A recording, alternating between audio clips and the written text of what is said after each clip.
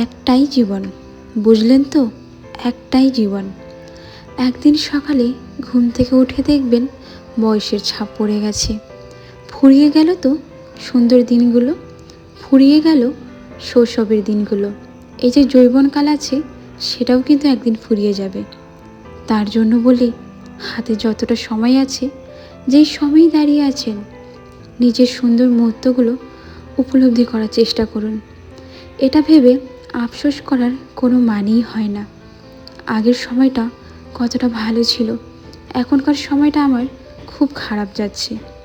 এমনটাও তো হতে পারে এর পরবর্তী সময়টা খুব খারাপ যাবে বা খুবই ভালো যাবে, সেটা তো আমরা কেউই জানি না। বর্তমান সময় কি হচ্ছে না হচ্ছে সেটা নিজের হাতে আছে। অতীত তো চলে গেছে, সেটা নিয়ে ভেবে লাভ নেই। আর ভবিষ্যৎ আমরা কেউই বলতে পারবো না। বর্তমানটাকে ভালো করে সাজান, প্রতিটা মুহূর্তকে উপলব্ধি করার চেষ্টা করুন।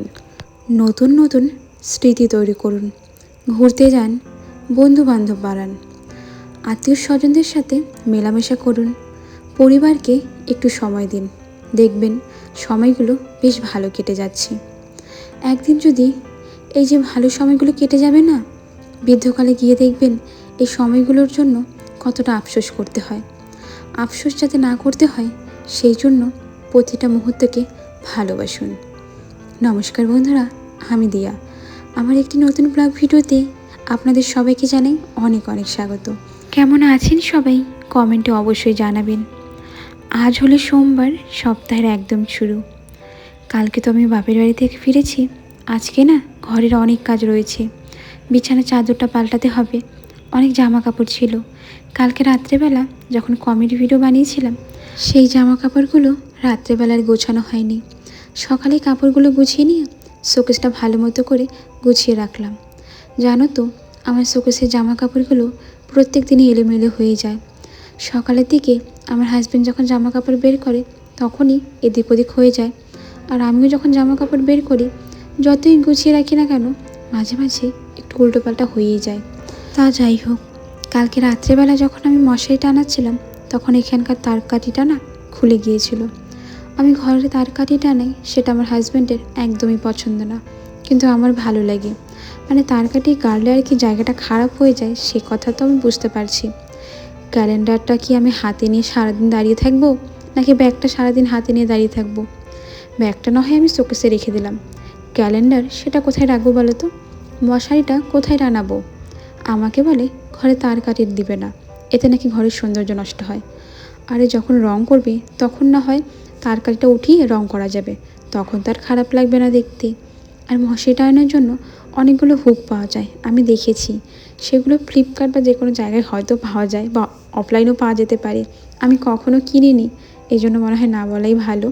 তা যাই হোক, আমি দেখেছিলাম সেই জন্যই আর কি বললাম। আমার আগের ভিডিওতে নাফিসা সুলতানা বলেছ কথাগুলো অনেক ভালো লাগছে। আর আপু, তুমি অনেক কষ্ট করে ভিডিও করো, দোয়া করি তুমি অনেক সফল হও। অনেক অনেক ধন্যবাদ নাফিসা। তোমার প্রত্যেক দিনের কমেন্টগুলো আমার যে কতটা ভালো লাগে তোমাকে কি করে বোঝাবো। একটা কমেন্টই কিন্তু নতুন নতুন ভিডিও বানাতে উৎসাহ যোগায়। সাধারণ ঘরকন্যা প্রোফাইল থেকে বলেছ খুব ভালো লাগলো ডিয়ার, খুব গুছিয়ে ভিডিও করলে। ধন্যবাদ দিদিভাই, এভাবেই কমেন্ট করো আর আমার পাশে থেকো যাতে নতুন নতুন ভিডিও বানাতে পারি। শিল্পাও অফিসিয়াল থেকে বলেছ হ্যাঁ গো, ঠিক বলেছ, আমারও কোনো বন্ধু নেই, শুধু মা ছাড়া। আমার মা আমার বেস্ট ফ্রেন্ড। ছোটোবেলা থেকে এখনও পর্যন্ত শ্বশুরবাড়ি যাওয়ার পরে যখনই সময় পাই তখনই মাকে ফোন করি। আমিও গো দিনে একবার বা দুবার আমার মাকে ফোন করে থাকি, যতই কাজ থাক না কেন আর আমি যতই ব্যস্ত থাকি না কেন। আর বলেছ মায়ের সাথে যত মনের কথা থাকে সব কিছু শেয়ার করি। এটা না খুব ভালো করেছো, না হলে মনে হয় পাথর জমে থাকে মনে। এটা কিন্তু ঠিক কথা। ভালো লাগলো ভিডিওটা, অনেক ছোট হয়ে গেছে জানি, আর ভালো লাগে না, তাও তো তুমি ভিডিও দিতে পারো। আমি তো একদমই দিতে পারি না, ভালো লাগে না এডিট করতে, সময় লেগে যায়। সত্যি তুমি ধন্য। Comedy video plus long video plus short video, মানে অনেক। তোমায় ধৈর্য আছে বলতে হবে, আমার তো শরীর দেয় না, ভালোই লাগে না, অর্ধেক দিন ভিডিও দেওয়াই হয় না। ভিডিও করতে ভালো লাগে কিন্তু দেওয়াই হয়ে ওঠে না। ঠিক বলেছে গো, ভিডিও করতে আমাদের সবারই ভালো লাগে। মনে হয় কেউ যদি ভিডিওটা এডিট করে দিত তাহলে আরও একটু ভালো হতো। ভিডিও এডিট করতে অনেকটাই সময় লাগে। আমার তো একটা ব্লগ ভিডিও এডিট করতে প্রায় 1 ঘন্টার বেশি সময় লেগে যায়। ঘড়িতে এখন বাজে কিন্তু রাত্রি 10টা। আমি এখন ভয়েস ওভার দিচ্ছি। সন্ধেবেলা রান্নাবাড়ি করে খাওয়া দাওয়া করে বাসন ধুয়ে রেখেছি, গ্যাস মুছে রেখেছি, যাতে সকালের কাজগুলো তাড়াতাড়ি হয়ে যায় সেই জন্য। এখন রাত্রেবেলা ভয়েস ওভার দিতে দিতে কতটা সময় লাগবে সেটা আমি জানি না। অনেক কথা কিন্তু ভুল হয়, সেগুলো কেটে আবার ভয়েস ওভার দিতে হয়। এই জন্য মাঝে মাঝে অনেকটাই রাত হয়ে যায়, 11টা বা কখনো 12টাও বেজে যায়। কিন্তু কাজ করলে একটু ধৈর্য সহকারেই কাজ করতে হবে। পরিশ্রম না করলে কিন্তু কখনোই ভালো ফল পাওয়া যাবে না। এই জন্য একটু কষ্ট করে নিজের কাজগুলো করে যেতে হবে। রিফা বলেছ, তোমার কথাগুলো আমার কাছে বেশ ভালো লাগে দিদি। স্কুল থেকে ফিরে এসে খাওয়া দাওয়া করে রেস্ট নিচ্ছিলাম এবং শুয়ে শুয়ে তোমার ভিডিও দেখছিলাম। আমাদের এখানে না ঝিরিঝিরি করে সারাদিনই বৃষ্টি পড়ে যাচ্ছে। তোমার ভিডিওটা খুব ভালো লাগলো। ভালো থেকো দিদি। তোমার ভিডিও কিন্তু আমার ভীষণ ভালো লাগে রিফা।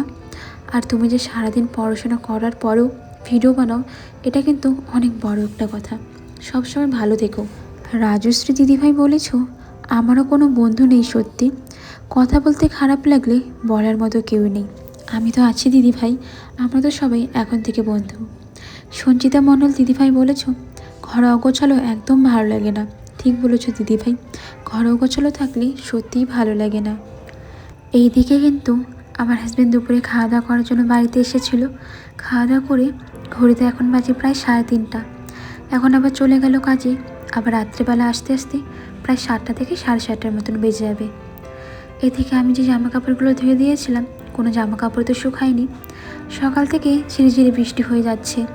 এতগুলো কাপড় ধুয়েছি, না জানি এই কাপড়গুলো কালকে আবার গন্ধ হয়ে যায়। আমার এই জিনিসটা একদমই ভালো লাগে না যে কাপড়গুলো গন্ধ হয়ে যাবে। এই জন্য না ধুতেও মন চায় না। কিন্তু কি করব, অনেক দিন তো কাপড়গুলো ধোয়া হয়নি। এই জন্য আজকে যতটা পেরেছি কাপড়গুলো ধুয়ে দিয়েছিলাম। আজকে আবার দেখছি অনেক দিন পর এই বিড়ালটা এসেছে। আগে তোর বাচ্চাকে নিয়ে আসতো, এখন দেখি একা একাই আসে। ওর সাথে একটু গল্প করার পর আমার না ভীষণ ঘুম পাচ্ছিল। সকালে তো 5টার থেকে ঘুম ভেঙেছে, আর রাত্রেবেলা ভিডিও এডিট করে অনেকটাই দেরি করে ঘুমিয়েছিলাম। বিকেলের দিকে একটু ঘুমিয়ে তারপর উঠে আমি রান্নাবাড়ি বসিয়ে দিয়েছি। দুপুর থেকে শাশুড়ি মা এখানে কিছু ছোটো মাছ ভাজা করেছিল, সেটা দিয়েই আলু ভাজা করব, সাথে পেঁয়াজও দিয়েছিলাম। সব কিছু শাশুড়ি মা কেটে দিয়েছিল, আমি শুধু রান্নাটা করছি। এটাকে দেখে আবার ড্রেনের জল ভেবো না কিন্তু, এটা হলো মাছের ডাল। ডালটা এতটা কালো কেন হলো আমি বুঝতে পারলাম না। এই ডালটা নিয়েছিল 100 গ্রাম, প্রায় 16 টাকার মতন।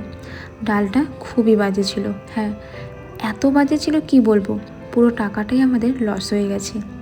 মাছের ডাল খেতে কিন্তু ভীষণ ভালো লাগে, কিন্তু এই দোকানে মনে হয় বিক্রি হচ্ছিল না। অনেক দিন ধরেই এনে রেখে দিয়েছিল, সেই জন্যই খারাপ হয়ে গিয়েছে। এইদিকে আবার শাশুড়ি মা একটা কুলার মধ্যে কিছুটা গোটা ধনে রেখেছে। আমাকে বলল, এগুলো কালকে রোদ্রে দিও, নয়তো একটু ভাজা করে রেখো। কিন্তু বেশিরভাগটাই না পোকা ধরে গিয়েছিল। এগুলো রোদ্রে দিয়ে ভাজা করলে খাওয়া যাবে কি না বুঝতে পারছি না। মাছের ডাল কিন্তু অনেক রকমভাবেই সম্বার দেওয়া যায়। আমার মাকে দেখেছি জিরা আর আদা বাটাদের সম্বার দিতে, সেটা খেতে আমার ভীষণ ভীষণ ভালো লাগে। আর এখানে আমি 5 ফোড়ন দিয়েই সম্বার দিয়ে থাকি। আর অনেক ক্ষেত্রে এরা রসুনদের সম্বার দেয়, মানে আমার শ্বশুরবাড়ির লোকরা আর কি। এরা মানে শ্বশুরবাড়ির লোক। তা যাই হোক, সবার খাওয়ার তো একদম আলাদা। আমার আবার এসবে থেকে জিরে আর আদাটা বেশি ভালো লাগে।